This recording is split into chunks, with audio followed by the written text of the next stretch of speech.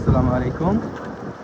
যারা মক্কায় আছেন তাদের কোনো সময় পানির অভাব হয় না। দেখেন, প্রত্যেকটা জায়গায় জায়গায় মক্কা হাজের জন্য ফ্রি পানির ব্যবস্থা আছে। আর যাই হোক, মক্কা যারা আছে তারা কখনো পানির অভাবে মারা যাবে না, কারণ রাস্তা যেখানে যাবেন সেখানেই ফ্রি পানি, প্রচুর পরিমাণ পানির ব্যবস্থা আছে হাজতে। এরকম হাজার হাজার গাড়ি রাস্তা দাঁড়িয়ে থাকে হাজীদের পানি দেওয়ার জন্য। মাশাআল্লাহ, দেখেন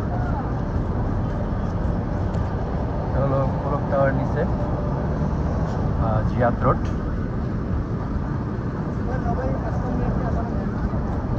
ভালো একটা কাজ, সেবামূলক।